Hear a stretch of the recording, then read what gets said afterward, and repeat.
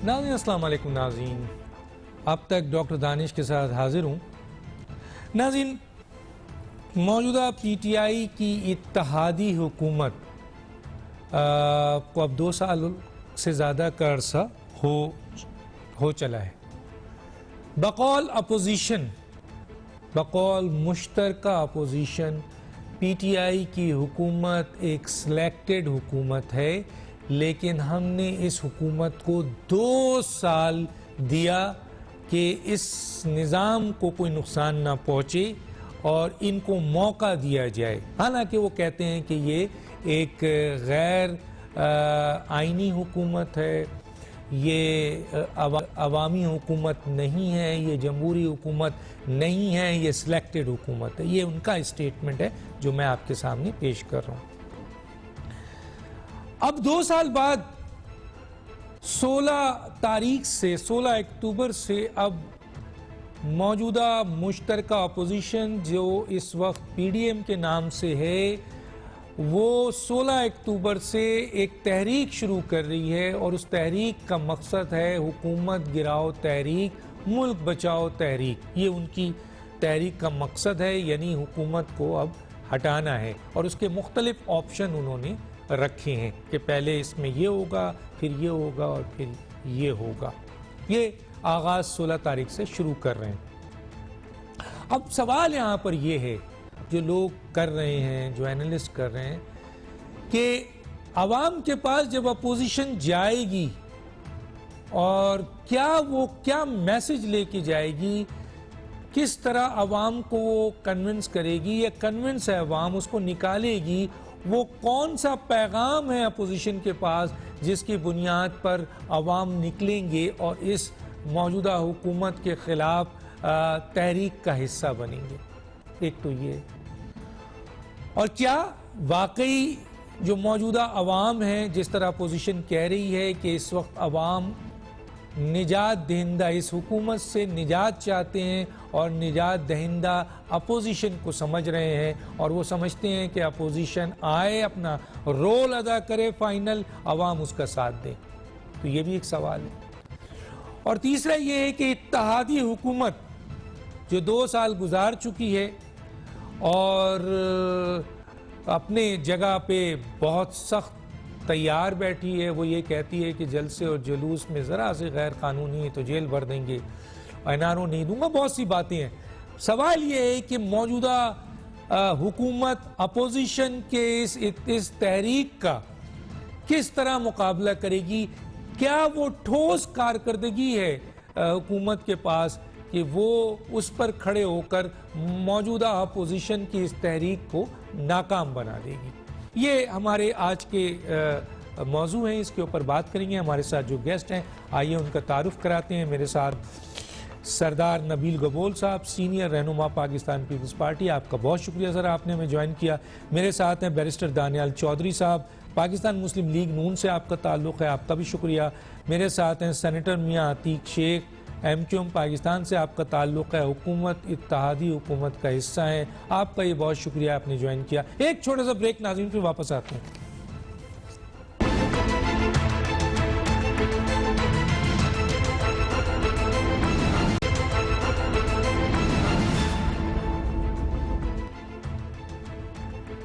Welcome back जी। मैं सबसे पहले आ जाता हूँ बैरिस्टर दानियाल चौधरी साहब की तरफ। बैरिस्टर दानियाल चौधरी इस वक्त पाकिस्तान मुस्लिम लीग नून से उनका ताल्लुक़ है, बड़ी सियासी जमात है इस वक्त, न सिर्फ पंजाब बल्कि पाकिस्तान की एक बड़ी सियासी जमात है। सर मेरा सवाल आपसे ये है कि 2 साल तक बकौल आपके कि इस मौजूदा हुकूमत को आपने टाइम दिया, वक्त दिया, अब आप इस मौजूदा हुकूमत को कहते हैं कि इसका मज़ीद रहना मुल्क के लिए नातलाफ़ी नुकसान होगा, और अब आप 16 अक्टूबर से अपनी जलसे और जुलूस और तहरीक शुरू कर रहे हैं ताकि इस हुकूमत को गिराया जाए। इसमें कई ऑप्शन मौजूद हैं। मेरा जो सवाल है सर आपसे, मेरा सवाल ये है कि आया आप जब आवाम के पास जाएंगे तो वो क्या फैक्टर्स हैं, क्या पैगाम है, वो कौन सी बातें हैं जिसकी बुनियाद पर अवाम आपका साथ दें इस मौजूदा हुकूमत को, जो अपने आप को एक आइनी जमहूरी हुकूमत कहती है और मांगती है कि हमें 5 साल दिया जाए इसको गिराने के लिए। क्या कहेंगे सर? बिस्मिल्लाहिर्रहमानिर्रहीम। डॉक्टर साहब, बड़ा क्लियर चीज़ है कि हम जो ये तहरीक है इनको दो चीज़ें करना हम जा रहे हैं करने।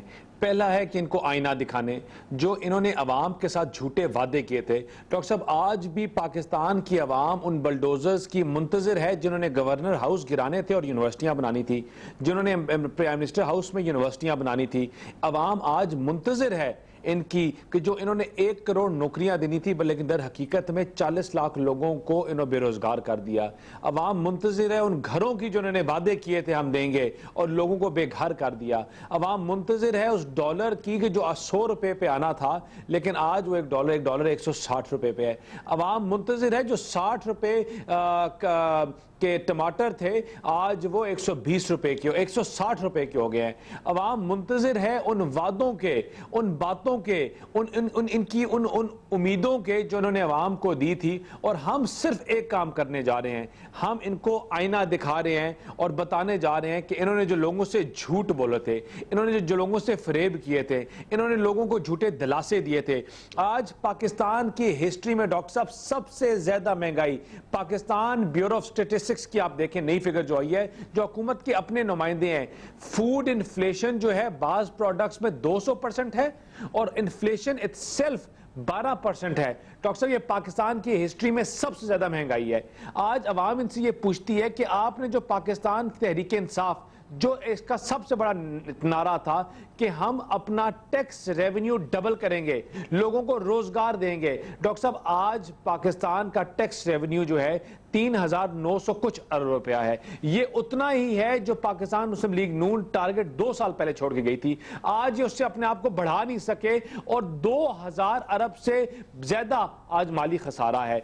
इनका बजट कोलैप्स कर रहा है। इन्होंने एक एक चीज के ऊपर झूठे वादे किए थे, तो आज ऑपोजिशन इनकी टांगे काम पर रही है सिर्फ इसलिए क्योंकि ऑपोजिशन अब मुतहरिक होके इनके वादे अवाम को दिखा रही है। इनके बताना चाहती है कि ये वो पार्टी है जिसने जलाओ की बात की थी, घराव की थी, मुल्क को आग लगाने की बात की, सिविल नाफरमानी की बात की थी। और किसके लिए? कि पाकिस्तान को इस मुल्क की, इस रीजन की सबसे स्लोएस्ट इकोनॉमी बनाने के लिए।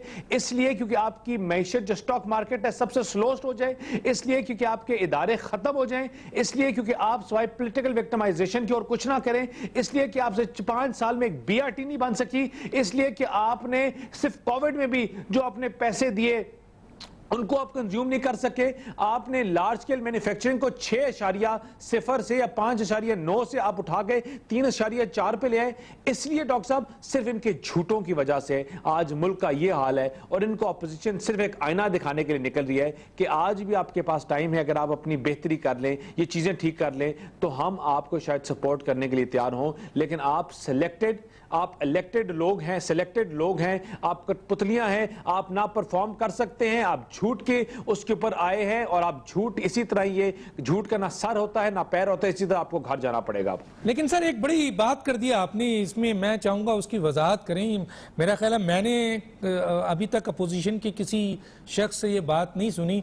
अब भी आप इनको टाइम देना चाहते हैं? अगर ये अपनी परफॉर्मेंस दुरुस्त करने के लिए सोचने लगे तो आप अपनी तहरीक सब बंद कर देंगे? बिल्कुल, हम अपने बार बार ये कहते हैं डॉक्टर साहब, बार बार ये कहते हैं कि इस नाअहल, इस नाकाम, इस कठपुतली हुकूमत को हम 16 तारीख तक टाइम देते हैं कि अभी मैशत डॉलर को ले आए 100 रुपए के ऊपर, मैशत को आप कर दें बेहतर, आप रुपये की डिवैल्यूएशन जो की थी आप उसको खत्म कर दें, पेट्रोल की प्राइसेस उतनी पे ले आए जो हम 2 साल पहले लेके आए थे, आप गैस के उतनी कीमत ले आए जो हम छोड़ के गए थे, बिजली की पर यूनिट उतनी कीमत ले आए जितनी हम छोड़ के गए थे, तो हम शायद फिर चुप होने के लिए तैयार हैं। लेकिन अगर ये इन तमाम चीजों में उसी तरह हरकतें करेंगे जो उन्होंने 2 साल पहले की, तो अपोजिशन अब इनको आगे टाइम नहीं दे सकती। लेकिन सर 2 दिन के अंदर ये कैसे ले आएंगे? अब अगर आप मजीद इनको कोई 1 साल दे दें तो शायद ये कोशिश करें।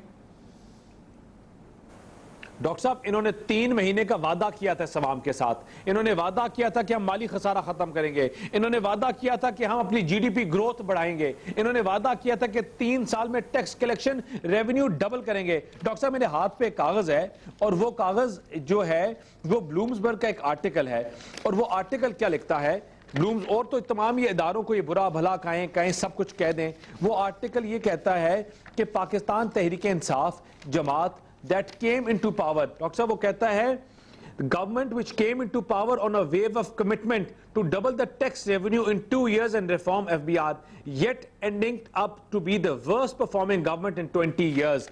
आपकी ये वो मैशत है जो 20 साल में, इसमें आमरों का दौर भी मिला दें, इतने बुरे दौर तब नहीं थे जो इमरान खान और पाकिस्तान तहरीक इंसाफ ने आज कर दिया। और इनको जो सपोर्ट करने वाले इदारे हैं वो भी आगे आज हाथ जोड़ के खड़े हो गए हैं, क्योंकि उनके पास अपनी तनख्वाहें देने के लिए पैसे नहीं हैं। आज लोगों को, गवर्नमेंट एम्प्लॉइज को उनकी इंक्रीमेंट्स देने के लिए पैसे नहीं है। डॉक्टर साहब, इनकी जो झूठे वादे थे उन्होंने इस मुल्क की मैशत को तैज पे खड़ा कर दिया है कि आज अगर ऑपोजिशन आवाम की आवाज बन के नहीं निकलेगी तो हमें डर है कि इस मुल्क की इकोनॉमी वहां चली जाएगी, शायद वापसी का कोई रास्ता ना रहे। ठीक है जनाब, मैं आता हूँ सेनेटर मियां अतीक साहब जो इत्तेहादी हुकूमत हैं।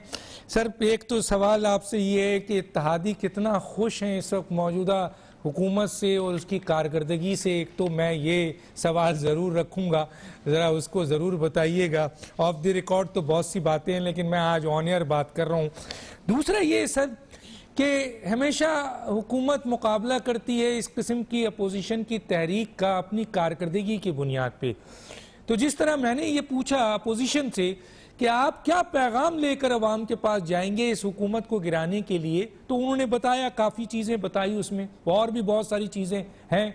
हम नबील साहब से ही पूछेंगे, आपके पास क्या ऐसी ठोस कारकर्दगी है 2 साल में जिसकी बुनियाद पर आप अपोजिशन की इस तहरीक को नाकाम कर देंगे? सर, क्या कहते हैं?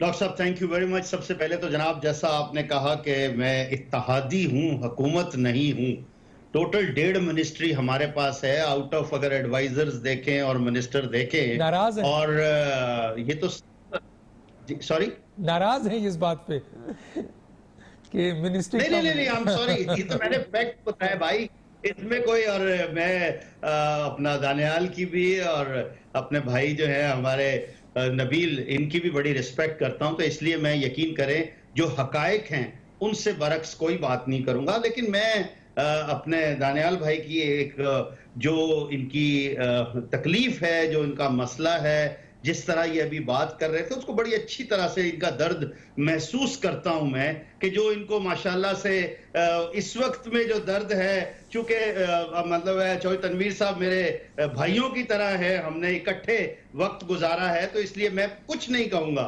ये जरूर कहूंगा कि मौजूदा हुकूमत ने, हुकूमत वक्त ने जो मसाइल पैदा किए हैं, जो चीजें सामने लाई हैं अवाम के, कौम के, और बिलखसूस जो हम अदालतों की बात करें, तो वो वक्त आने पर जरूर साबित होगा कि क्या चीज किस हद तक सही है। और अगर हुकूमत वो चीजें साबित ना कर सकी तो यकीन करिएगा कि वो आवाम के जो हाथ पकड़ने वाले हैं ना, उनसे कहीं नहीं बच सकेगी। अब ये देखना है कि कौन सही है और कौन गलत है, और वो वक्त आने पर ही साबित होगा। लेकिन जो बात आपने की सर, देखिए, आज ना सिर्फ हम जो हुकूमत के इत्तेहादी हैं, बल्कि जो लोग हुकूमत के अंदर हैं, वो भी ये मान रहे हैं कि हुकूमत की कारकर्दगी कतई तौर पर काबिले इत्मीनान नहीं है।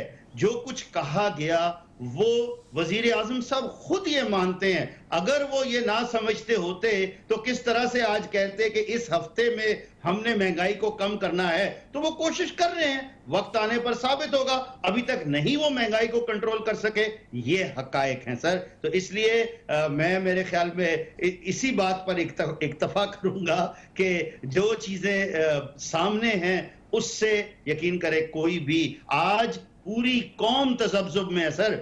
मैं खुद, मेरे बेटे ने, हालांकि वो ही इज टू यंग, उसने एक चीज मंगवाई, उसने कहा बाबा बहुत महंगाई हो गई है। आई सेड क्या हुआ? कहता बाबा पहले ये 600 की आती थी, आज मैंने 850 की मंगाई है। तो आई सेड बेटा ये बस ये देख लो, आपका भाई भी यहाँ बैठा हुआ है और बहन भी बैठी हुई है जिन्होंने वोट दिए थे। So this is the fact. इससे कोई दूसरी बात सर नहीं हो सकती। जो चीज है, अब क्या मतलब है इसमें, हम कोई भी मेरी जगह पर बैठकर, हम चारों मेरे ख्याल में अगर चाहें भी तो ये कैसे कह सकते हैं कि जनाब कारकर्दगी उस तरह की है जैसे कहा गया था। एक्सपेक्टेशन जो कौम की थी, जिन लोगों ने वोट दिए, उनकी जो एक्सपेक्टेशन थी उनके मुताबिक क्या हुकूमत चल सकी? कतई तौर पर नहीं डॉक्टर साहब, इससे तो कोई इनकार कर ही नहीं सकता। लेकिन दूसरी तरफ अगर देखा जाए कि जो काम अभी तक उन्होंने किए हैं उसमें भी कुछ ना कुछ सदाकत जरूर है, कुछ ना कुछ चीजें जरूर हैं। जिन जिन मसलन मतलब है वो पर्दा नशीनों से पर्दे हटाए गए हैं, जिन जिन पर्दा नशीनों मसलन से मसलन पर्दे हटाए गए हैं सर, मसलन सर जो हम अब सुन रहे हैं, जो अदालतों में केसेस चल रहे हैं, जो बातें हो रही हैं, अब देखना यह है कि उसको किस हद तक आया अदालतों में साबित किया जाता है, उनका कोई रिजल्ट निकलता है या नहीं निकलता। अगर नहीं निकलेगा तो फिर ना तो महंगाई रुक सकती है, आप आज इलेक्शन कराएं, कोई भी दूसरा ग्रुप आ जाए, क्या आप समझते हैं कि इकोनॉमिक सिचुएशन बेहतर हो जाएगी? कतई तौर पर नहीं होगी। महंगाई रुक जाएगी? बिल्कुल भी नहीं रुक जाएगी। मेरे भाई ने अभी कहा, दानियाल ने, मैं माशाल्लाह ये बाहर से पढ़ के आए हुए हैं, मैं तो शायद इतना पढ़ा लिखा नहीं हूं, लेकिन थोड़ा सा इकोनॉमी को समझता हूं कि किस तरह से आप डॉलर को रोकेंगे। बिकॉज आपका जो करंट डेफिसिट है, जब तक वही कंट्रोल नहीं होगा, आप कैसे आगे बढ़ सकते हैं सर? तो अभी किसने रोका हुआ है सर? Over to you. ये 167 पे जो 167 65 पे जो रुका हुआ है, वो आप लोगों ने कैसे रोका हुआ है सर? हालांकि सर, अगर वो सही वक्ती मायनों तौर में, पर है, मैं हाँ, नहीं इकोनॉमिस्ट कहूंगा कहते हैं कि अगर ये इसको इजी कर दिया जाए तो ये तो 200 से ऊपर हो जाएगा। क्या कहेंगे? दुरुस्त करें आप सर, लेकिन मैंने तो पार्लियामेंट में खड़े होकर कहा कि जो हमारे इसाक डार साहब के पास जैनी थी, उनको बुलाना चाहिए ताकि वो आए और वो अपने उन्हीं जैनीज को साथ लेकर आए और वो बैठाकर देख ले। जब वो एक मर्तबा रिवर्स कर सकते थे तो यहाँ वाले अभी जो हैं वो शायद नहीं कर सकते। इसमें तो कोई दूसरी बात ही नहीं है सर। लेकिन सर कंपैरिजन जब किया था, हम तो खैर उस गवर्नमेंट में इसहाक डार साहब को बहुत हमने घसीटा, बड़ी बात की, 5.7 5.8 जीडीपी था, तब भी हम कहते थे कि आपने कुछ नहीं है, बांग्लादेश का 7.4 है, 7.3 है, आप 5.7 पे खड़े हैं। लेकिन सर आज हमें एहसास होता है कि इसहाक डार तो वाकई इस मुल्क के लिए एक बड़ा काम कर गए सर। उन्होंने जीडीपी को 5.8 पे ले गए थे सर, इस हालात में जहां इमरान खान साहब जो हैं वो 1.5 जी 118 पे उन्होंने रोका था, 116 पे। तो मेरा कहने का मतलब ये है सर कि क्या, अगर मैं इस तरफ आ जाता हूं क्योंकि आप इत्यादि, तो क्या सर आपकी बातों से ये मुझे महसूस हो रहा है, मेरे साथियों को हो रहा है या नहीं हो रहा है, कि ये तहरीक है जो जा रही है, जाहिर है अवाम बहुत बड़ी तादाद में इस तकलीफ का शिकार है, आपके बच्चे भी हैं, तो अगर ये तहरीक कामयाब होती है तो पीटीआई तहरीक के साथ खड़ी होगी या इस नाअहल हुकूमत के साथ ही रहेगी जो आपने अभी कहा है? नहीं, आप एमक्यूएम की बात कर रहे हैं? जी मैं एमक्यूएम की बात कर रहा हूं। जी जी जी जी सर, देखिए मैं फिर वही कहूंगा कि इत्तेहादी होना, हुकूमत के साथ खड़े होना एक दूसरी बात है, लेकिन सर जो हकायक हैं, जो सच्चाई है, वो जो आप तो आप नाअहल हुकूमत के साथ क्यों खड़े हैं सर? नाअहल हुकूमत के साथ क्यों खड़े हैं? अगली बात, एक सेकंड, आप खुद कह रहे हैं कि नाअहल हुकूमत है, कारकर्दगी नहीं है, सिफर है इसकी। मेरी गुजारिश, मैंने नाअहल का लफ्ज नहीं इख्तियार नहीं, ये बात तो एक ही की है, अब जुमले कोई भी हो, बात तो वही है सर। कान यहाँ से पकड़े, यहाँ से पकड़े। एक चीज सुन लीजिएगा सर, अभी तो वक्त बताएगा कि आया अब भी बताएगा ग्रैंड अलायंस है, ये अलायंस चलता भी है या नहीं। ये एक अलग बात है। ये आपने बड़ा अच्छा नुक्ता मारा है उनके ऊपर। मैं तो आपसे ये कह रहा हूं कि जिस हुकूमत को आप कह रहे हैं कि उसकी कारकर्दगी सिफर है, उसके साथ आप कितने दिन चलेंगे ये तो बता दें हमें, फिर मैं आगे जाऊं नबील गबोल साहब की तरफ। सर ये तो डिपेंड करता है कि जिन्होंने इत्तेहाद कराया है वो कितने दिन तक इत्तेहाद। वाह वाह वाह, क्या बात कर दी। तो अब ये है कि सिलेक्टेड हुकूमत, यानी सिलेक्टर, इत्तेहाद कराया सिलेक्टर, ये सारी बात सिलेक्टर पे आ रही है। मैंने कोई लफ्ज नहीं, मैं कह रहा हूँ, लेकिन आपने जो जुमला, आपने क्या खूबसूरत जुमला कह दिया है, जो ऑफ द रिकॉर्ड बात होती है, आज ऑन एयर कह दिया आपने। मेरी मुराद आपने आज ऑन एयर कह दिया, हालांकि ये सब ऑफ द रिकॉर्ड बात होती है। वैसे बड़े सच्चे आदमी हैं, आपको सलाम करता हूं। मैं आगे चाहता हूं नबील गबोल साहब की तरफ जाता हूं। नबील गबोल साहब, क्या वाकई आप समझते हैं पीडीएम जो तहरीक शुरू कर रही है और 16 से जलसे, फिर 18 को आपका बहुत बड़ा जलसा है जिसमें माशाल्लाह आप बहुत बिजी हैं, क्या आप समझते हैं अवाम आपके साथ खड़ी है, अवाम आपको नजात दहिंदा समझ रही है इस 2 साल की कारकर्दगी की बुनियाद पे? पहले आपकी मेहरबानी, आपने मुझे 20 मिनट बाद लिया, दोनों दोस्तों को पूरा सुना और आपको भी पूरा टाइम मैं दूंगा ज़्यादा सर, पूरा मज़ीद टाइम बात दूंगा इसलिए नहीं करूंगा। नहीं, मैं पूरा टाइम नहीं लूंगा, मैं क्योंकि मुझे जाना भी है। बात यह है कि डॉक्टर साहब जो बातें दानियाल ने की हैं, मैं उस पर ही आऊँगा, क्योंकि मियां अतीक साहब की बात मुझे समझ नहीं आ रही थी, क्योंकि वो अलायंस में भी हैं, गवर्नमेंट को सपोर्ट भी कर रहे हैं, गवर्नमेंट को वोट भी देते हैं और कहते हैं महंगाई है, मेरा बच्चा जो है वो परेशान था, कितना महंगाई हो गया और ये हो गया वो हो गया। तो भाई अगर इतना महंगाई है, मुल्क को तबाह कर रहे हैं, तो आपने क्यों अलायंस किया उनके साथ, क्यों वोट देकर बैठे हो? आपके 4 वोटों पर तो उनकी हुकूमत खड़ी है, आप लोगों के वोटों पे खड़ी है। हम तो उनको गिराना चाहते हैं, हम तो इस हुकूमत को इसलिए गिराना चाहते हैं क्योंकि ये पीटीआई की गवर्नमेंट और पाकिस्तान साथ नहीं चल सकते। आपको पाकिस्तान को हमें बचाना है, हमें पाकिस्तान को बचाना है, तो ये एक अंडर 19 वाली जो हुकूमत है, इसको अगर हमने मजीद मौका दिया तो ये महंगाई इस वक्त 300% बढ़ी है, अगले साल 500% बढ़ जाएगी। क्या चीज महंगा नहीं हुआ है? भूखे गरीब आदमी के पास जहर के लिए जो जहर मिलता है ना, कभी आपने अगर खुदकुशी करनी हो तो आप खुद डॉक्टर हो, नीला तोता सुना मिलता है, वो भी इतना महंगा हो गया कि गरीब नीला तोता भी जो है नहीं ले सकता है। मुझे बताएं कि ऐसे हालात में फिर कहते हैं कि जी खामखा हमारे पीछे पड़े हैं, खामखा हमारे जो है ऊपर इल्जामात लगाते हैं कि जी हम जो है सेलेक्टेड होकर आए हैं। वो भाई दुनिया जानती है आप सेलेक्टेड होकर आए हैं, आप इलेक्टेड नहीं है। आप इसलिए तो ये सारे फैसले कर रहे हैं, आपको लाया गया है मुश्किल फैसले करवाने के लिए, आपको बिठाया गया है मुश्किल फैसले करवाने के लिए। जब ये सारे मुश्किल फैसले हो जाएंगे, आईएमएफ की हुकूमत जिस तरह चल रही है, ये हुकूमत पीटीआई की नहीं है, ये आईएमएफ हुकूमत है। ये हुकूमत का ये जो काम है ना, इस वक्त जो काम ये कर रहे हैं, जब काम मुकम्मल हो जाएगा तो ये फारिग हो जाएंगे। और हम समझते हैं कि जनवरी से पहले ये हुकूमत फारिग हो जाएगी। मुझे पूरा यकीन है कि डरने की जरूरत ही नहीं पड़ेगी। डरने से पहले, जैसा शेख रशीद कहता है दिसंबर में झाड़ू फिरेगा, मैं भी कहता हूं दिसंबर में झाड़ू फिरेगा, लेकिन वो झाड़ू जिसकी तरफ इशारा कर रहा है ना फिरेगा, वो झाड़ू उल्टा शेख रशीद एंड टीम जो है पूरी पीटीआई की उस तरफ पड़ेगा।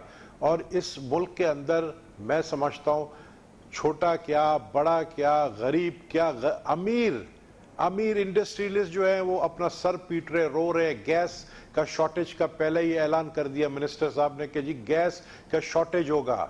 मुझे बताएं, पहले से डराते हैं।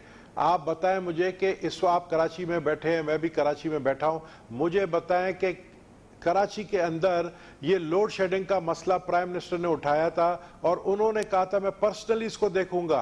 आप मुझे बताएं, सिंध के अवाम के साथ और कराची के अवाम के साथ मजाक खेलना, उनको बेवकूफ बनाना, गवर्नर हाउस में बैठकर 1100 अरब का ऐलान करना। 1100 अरब छोड़ दें, 1 अरब भी नहीं आया अभी तक। इस ऐलान को भी 2 महीने हो गए हैं, वो कागज भी नहीं है जिसपे वो ऐलानात है। तो मैं समझता हूं कि यार आप as prime minister Imran Khan साहब, आप पहले तो ऐसे नहीं थे। मैं आपको जानता हूं पर्सनली, आप मेरे दोस्त रहे हो, मैं आपको जानता हूं कि आप पहले ऐसे नहीं थे। आप लोगों की बातों में आकर अपने आप को मुसीबत में डाल रहे हैं। ये जो आप लॉस बना रहे हैं ना, ये जो नैब के अंदर अमेंडमेंट की आपने, 34 अमेंडमेंट लेकर आए, कल को आप इसके रगड़े में आ सकते हैं। आपने हमारे लिए बनाया, हमें जेल में डालने के लिए, आप लोग इस प्रॉब्लम में आएंगे। आपके राइट में देखो तो चीनी चोर, लेफ्ट में देखो तो आटा चोर, और दोनों को आपने भगा दिया, दोनों को मुल्क से जाने दे दिया। आपने एक स्पेशल असिस्टेंट को जो है बोल दिया भी निकल जाओ लंदन में आराम से बैठो, और वो वहां से आराम से बैठा, और कुछ दिनों में आप देख लें उसका इस्तीफा आ जाएगा और वो आराम से लंदन में बैठा होगा। जरूरत ही नहीं है, क्योंकि उसके बाद ब्रिटिश नेशनलिटी है। यहाँ पर नहीं, मैं नाम किसी का नहीं लेता हूँ, नाम नहीं, मैंने कह दिया स्पेशल असिस्टेंट तो स्पेशल असिस्टेंट। दूसरी बात यह कि और अब आने वाले दिनों में आप देखें कितने बड़े जगहों से इस्तीफा आएगा। अच्छा देखिए बड़े जगहों से इस्तीफे आएंगे। तो इसका मतलब है खुद वजीर आजम इस्तीफा दे रहे हैं या कुछ और लोग भी बड़े अहम इस्तीफा दे रहे हैं? बड़े इस्तीफा, ये तो छोटे ये तो मिनिएचर है, ये छोटे इस्तीफे हैं, लेकिन बड़े इस्तीफे आएंगे। ये हुकूमत नहीं चल सकती, जो चलाने वाले हैं वो भी परेशान है, जो लाने वाले हैं वो भी परेशान है। अच्छा सर, लियारी का जरा बताएं, लियारी की इस वक्त क्या सूरत हाल है? आप रिप्रेजेंट करते हैं, मैं चाहता हूं आपका ये लियारी की पोजीशन मालूम करूं। कल आपने विजिट भी किया है। लियारी तो देखे ना, लियारी मैं आपको बताऊं कि इस वक्त हमने जो 18 तारीख को जो जलसा किया है, मैं समझता हूँ लियारी सबसे आगे होगा। सबसे ज्यादा आवाम लियारी से इसलिए निकलेगी क्योंकि लियारी मजदूरों का, गरीब तबके का इलाका है और वो सबसे ज्यादा फिसे जा रहे हैं। लियारी के अवाम इस वक्त सर पीट रहे हैं कि पीपल्स पार्टी हुकूमत क्यों नहीं है। एक नौकरी 2.5 साल में नहीं मिली है। आज आपके पास कोई पीटीआई का बंदा बैठा नहीं है, वरना मैं उसके साथ मेरी बहस ज्यादा अच्छी होती। पता नहीं आपको पीटीआई वाले क्यों नहीं मिले। तो मैं समझता हूं कि सिर्फ लियारी नहीं, पूरा पाकिस्तान का ये हाल है। आप दानियाल के इलाके में चले जाएं, आप अतीक, क्योंकि अतीक मियाँ अतीक जो है वो पिंडी से के इलाके का, आप मैं समझता हूँ पिंडी में जाकर देख लें। आप कहीं भी कैमरामैन को भेज दें, आप पान के धब्बे में खड़े होकर उनसे सिर्फ ये बात करें कि भाई IMF की वजह से हमने महंगाई की है, तो वो ये कहेंगे कि यार ये तो वही वजीर आजम है जिसने कहा था हम कशकोल लेकर मैं किसी से भीख नहीं मांगूंगा। आपने तो पूरी दुनिया से भीख मांगा, आपने IMF के हर डिमांड मान लिए और फिर भी आपने उस शख्स को एडवाइजर बनाया फाइनेंस का, जो पीपल्स पार्टी के वक्त में भी एडवाइजर टू प्राइम मिनिस्टर था फाइनेंस का। ठीक। उस शख्स को लेकर आए और आप समझते थे कि मसाइल हल होंगे। ठीक। मसले हल तो नहीं हुए, मसले बढ़ते गए। ठीक है सर, ठीक है। मैं जरा अब एक छोटा सा ब्रेक लूंगा नाज़रीन, फिर वापस आते हैं। छोटा सा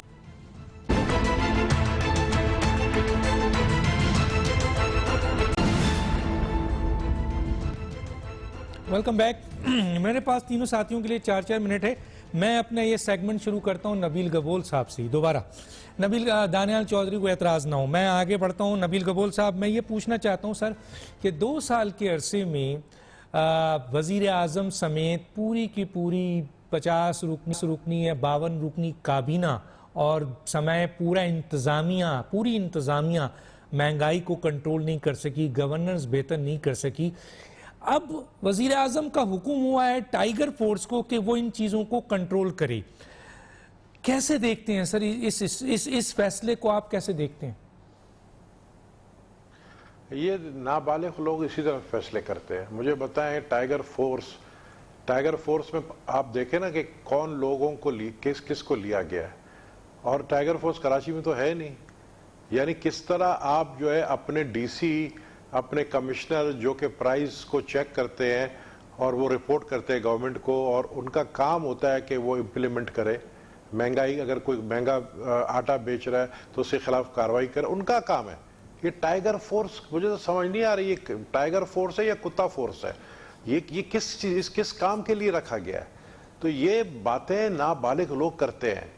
इमरान खान, मैं पहले दिन से कह रहा हूँ, सियासी बंदा तो है नहीं। कुत्ता भी जानवर है, वो भी जानवर है, दोनों की अपनी अपनी जगह है। कुत्ता बड़ा वफादार जानवर होता है। कुत्ता वफादार है, लेकिन कुत्ता काटता भी है ना, और टाइगर फोर्स जान से मार देता है। तो शेर तो सर, आपको जानवरों का नाम, और टाइगर तो मुस्लिम लीग नून का जो है वो निशान है। तो आप मुस्लिम लीग उसके नून, उसके ऊपर फिर वो जो आपने शिनाख्ती कार्ड उनकी बनाई है, जो आईडी कार्ड बनाते हैं, उसके ऊपर फिर नवाज शरीफ साहब का फोटो लगा दे। आपने बेनजीर इनकम सपोर्ट प्रोग्राम का नाम हटाकर जो है पता नहीं कौन सा एक नाम रख दिया। लोगों के दिलों से आप किसी को नहीं निकाल सकते। आज भी मियां नवाज शरीफ, मरियम, मैं समझता हूं पंजाब में सबसे पॉपुलर लीडर हैं। अगर आज आप उनको, आप गुजरांवाला का जलसा देख रहे हैं, उसमें चेयरमैन बिलावल भी जाएगा और वो खिताब भी करेगा, और उसके बाद 18 तारीख का आप जलसा देखना। आप देखना कि इनके इस 2 जलसे में इनकी क्या हालत होती है। आज प्राइम मिनिस्टर पैनिक में स्टेटमेंट दे रहा है, मुझे कोई परवाह नहीं, अपनी चोरी छुपाने के लिए जलसे कर रहे हैं। ये पैनिक में, इस वक्त पैनिक सिचुएशन है। पैनिक रूम बना दिया उन्होंने प्राइम मिनिस्टर हाउस में। वहां पर 4 वजीर, एक उनका वजीर, आप बताएं कभी एक मिनिस्ट्री का 2 वजीर होता है? इंटीरियर मिनिस्ट्री के 2 वजीर हैं, एक एडवाइजर है शहजाद अकबर और एक एजाज साहब जो है मिनिस्टर इंटीरियर है। और वो दोनों परेशान है कि भाई हम जो है, हमारे पास महकमा जो है इंटीरियर का है और हम 2 मिनिस्टर हैं। कोई जो है नादरा के चेयरमैन को तंग करता है, एक मिनिस्टर जो है वो FIA वालों को तंग करता है, एक जो है वो एयरपोर्ट वालों को तंग करता है। तो मैं ये समझ नहीं आ रहा है मुझे कि आप देखें कितना अच्छा फैसला किया जनरल आसिम बाजवा ने। उसने अपनी जान छुड़वाई, उन्होंने भी इस्तीफा दिया। इतने इस्तीफे कभी किसी हुकूमत के किसी वजीरों ने नहीं दिए जितने इस मौजूदा हुकूमत के लोगों ने इस्तीफे दिए हैं। कितने इस्तीफे आप गिने? मेरे ख्याल में 25 इस्तीफे तो मैं आपको गिनवा सकता हूं जो इनके स्पेशल असिस्टेंट से लेकर इनके मिनिस्टरों ने दिए। और अभी जो ब्यूरोक्रेसी चल रही है, आप यकीन करें ब्यूरोक्रेसी भी बड़े मुश्किल में चल रही है। ब्यूरोक्रेसी को फोन आता है प्राइम मिनिस्टर हाउस से, ये ऑर्डर निकालो। ब्यूरोक्रेसी क्या करेगी मुझे बताए ना। मुल्क तो आपको सर पता है, वहां तो डीजीएफआईए को भी फोन आया सर, डीजीएफआईए को फोन आया कि इसको गिरफ्तार करें। डीजीएफआईए बशीर मेमन ने जो बातें की है वो एंड है ना यार, उसके बाद आप क्या और बात कर सकते हो? उसने तो सब बता दिया। आप गिरफ्तार करें बशीर मेमन को, उसको तो मैं सलाह पेश करता हूं कि आप बशीर मेमन ने जो बात की है, उसने क्या सच बात की? उसने कहा प्राइम मिनिस्टर साहब ने मुझे कहा है कि ये मुस्लिम लीग वालों पे और पीपल्स पार्टी वालों पे जो है केसेस बनाओ, और उसने ही रिफ्यूज्ड। उसको पता है उसे पाकिस्तान में रहना है। ये तो चंद दिन की हुकूमत है इनके। आज पीटीआई का कोई बंदा आप बिठाते ना, ये बोल नहीं सकते, अब ये डिफेंड नहीं कर सकते। और मुझे यकीन है आपने बहुत ढूंढा होगा, आपको कोई मिला नहीं होगा। सर भाग रहे हैं, क्या करें सर? डिफेंड नहीं कर सकते। भाग रहे हैं ना, तो यही तो मैं कह रहा हूं। ठीक है, भाग रहे हैं, ये अपने को डिफेंड नहीं कर सकते। नहीं सर, अक्ल अली मोहम्मद है, उसके बाद आपके वासी साहब, शफकत अली मोहम्मद अच्छा आदमी है। हाँ, वासी साहब अली मोहम्मद अच्छा आदमी है। अली मोहम्मद जो अभी आगे हैं सर। अतीक साहब क्योंकि सर इत्तेहादी हैं, इसलिए हमने अतीक साहब को लिया। एक सवाल अतीक साहब से कर लेते हैं सर, 4-4 मिनट है सबके पास। अतीक साहब, नबील गबोल ने दोनों सवाल बड़े इंपॉर्टेंट उठाए हैं। एक तो सर 1100 अरब रुपए कहाँ गए? सर आप तो बहुत मेन इसके इफेक्टिव होंगे सर, क्योंकि कराची में ही आप हैं, कराची में ही लोगों ने आपको वोट नहीं दिया तो फिर क्या होगा? दूसरा सिलसिला ये है सर कि 4 वोट की बुनियाद पर मौजूदा हुकूमत खड़ी है, और ये मौजूदा हुकूमत आप खुद कह रहे हैं कि इसकी नाअहलियत की बुनियाद पर अवाम महंगाई, गुर्बत, बेरोजगारी सबको फेस कर रही है। तो इसका मतलब है आप मेन जिम्मेदार हैं इन तमाम खराबियों के। क्या कहेंगे सर? नहीं सर, नाअहलियत आपने डाल दिया बीच में। मैं तो अभी भी रिक्वेस्ट करूंगा नबील गबोल भाई से, माशाल्लाह बड़ा विजन रखते हैं। इन्होंने कहा पाकिस्तान को बचाना है, हुकूमत को गिराना है। इंतजार किस बात का है? जाए नेशनल असेंबली में इस्तीफे दें, अगले स्टेप पे पहुंचे। फिर इन्होंने कहा कि पीटीआई की, आईएमएफ की हुकूमत है और जनवरी से पहले फारिग हो जाएगी। सर कोई रास्ता भी बता दें कि किस रास्ते से फारिग होगी, जरा हम भी देख लें कि क्या वो आइन और कानून के दायरे में आती है या किस तरह से नहीं आती। दूसरी बात इन्होंने यहां पर की कि जी हुकूमत में हुकूमती लोग जो है वो बड़े बड़े इस्तीफे देंगे, तो अभी वो भी देख लेंगे कि क्या इस्तीफे कब आते हैं, किसके आते हैं। साथ ही इन्होंने कहा कि जी एक 16 तारीख का और 18 अक्टूबर का जलसा, तो सर अभी तो बस सिर्फ 2 ही दिन रह गए हैं ना 16 अक्टूबर में, तो देखते हैं। अभी ये वो मैदान भी हाजिर है, घोड़ा भी हाजिर है, अब कितना घोड़ा दौड़ता है और क्या कुछ मैदान में होता है, ये 2 दिन के बाद सामने आ जाएगा। मैं तो कहता हूं कि मुझे जो 4 सीटों पर वो जो कह रहे हैं, मैं तो इत्तेहादी हूं, बिल्कुल इत्तेहाद में हूं, ये क्यों अपने लोगों को नहीं कहते कि इस्तीफे दें जिस तरह के कह दिया गया है? किस चीज के इंतजार में है ये? जब इतनी आवाजें लगाते हैं, इतनी बुराइयां करते हैं,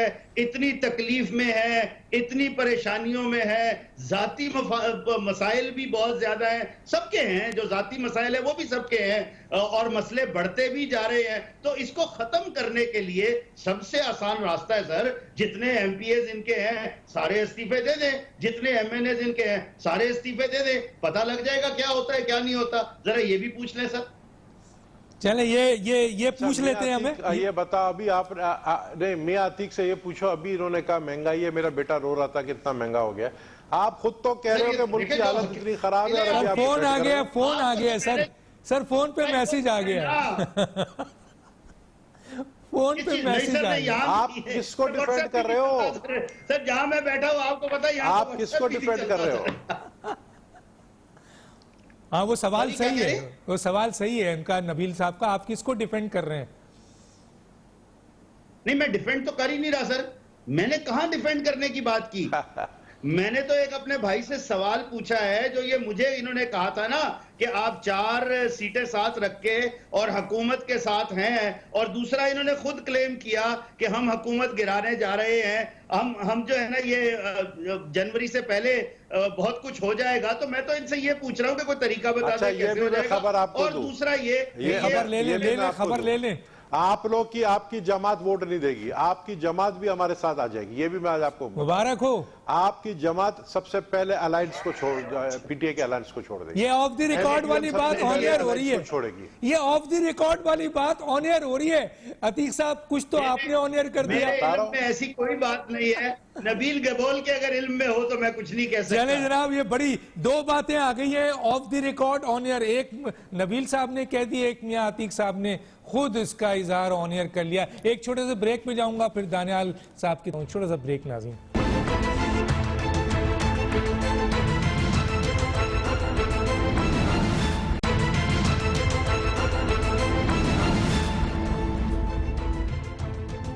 वेलकम बैक। जी दानियाल साहब, दो सवाल आपके सामने रख देता हूँ। एक तो ये कि जिस तरह उन्होंने कहा कि भाई आखिरी वाले ऑप्शंस को पहले ऑप्शन कर दें, इस्तीफा दे दें ताकि ये हुकूमत ख़त्म हो, पूरे मुल्क को आप क्यों परेशान करने जा रहे हैं। एक तो ये सवाल है। दूसरा ये है कि अतीक साहब कहते हैं कि हम इत्तेहादी मजबूरी प्रेशर की बुनियाद पर हैं, तो आप इनको मोहब्बत से पीडीएम में दावत दें सर। अच्छा, कोई जुमला तो इस्तेमाल किया था आपने, उसी जुमले को लेके मैं उसी जुमले पे दानियाल साहब से कहता हूँ जरा इनको आवाज दीजिए, ये भी पीडीएम का हिस्सा बन जाएंगे। और नबील कबूल भी ये कहते हैं, क्या कहते हैं सर? देखिए डॉक्टर साहब, पहली बात जहाँ इस्तीफों की बात है, वो कहते हैं ना will cross the bridge when we get there. तो अभी तो तहरीक की शुरुआत हुई है और उसके जब इंशाल्लाह मोमेंटम बनेगा और जब अगर ज़रूरत पड़ी तो हम अपने इस्तीफे भी देंगे।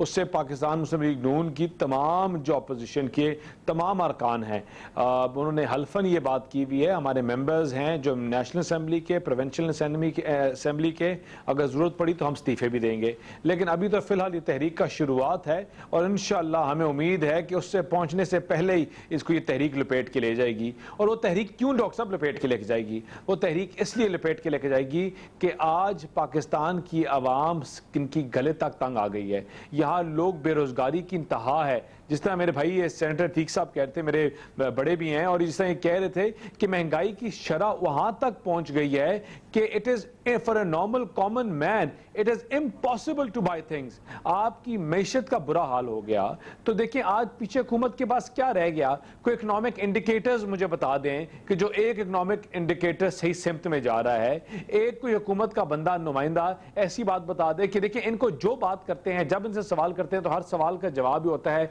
कि 10 साल पहले ये हो गया, 5 साल पहले ये हो गया, फलां चोर है, फलां ये है, फलां ये है। इनके पास अपनी कारकर्दगी का एक जवाब नहीं है। डॉक्टर साहब, आज भी बीआरटी जो 5 साल बाद भी पूरी नहीं हो सकी, उसके 27 स्टेशन नहीं खुल सके। आज भी बीआरटी एक स्टे ऑर्डर के पीछे है। आज भी फॉरेन फंडिंग एक स्टे ऑर्डर के पीछे है। मालम जवाब स्कैंडल को ऊपर कोई आगे कोई पेश कदमी नहीं हो सकी। इनके जितने भी वुजरा हैं जो डिफरेंट केसेस में हैं, एक तरफ इनका आटा चोर है, दूसरी तरफ चीनी चोर है। प्राइम मिनिस्टर ने उसका क्या नाम है एक्शन लिया, प्राइम मिनिस्टर ने उसका नोटिस लिया, लेकिन क्या हुआ? कुछ भी नहीं। चीनी और महंगी होगी, आटा और महंगी। और आपको मैं एक और चीज बताता हूं कि आपके प्राइम मिनिस्टर ने कल नोटिस लिया महंगाई का, और आज डॉक्टर साहब एक नई समरी चली गई है जो कहती है इंटरेस्ट रेट 11 पे ले जाओ। आपको पता है कि इंटरेस्ट रेट 11 पे ले जाने का क्या मतलब है? कि सूद की शरह को 11% पे ले जाओ। इसका मतलब है कि जो आपकी थोड़ी सी मैशत बेहतर होने लगी थी, आपने उसका फिर भट्टा बैठा दिया।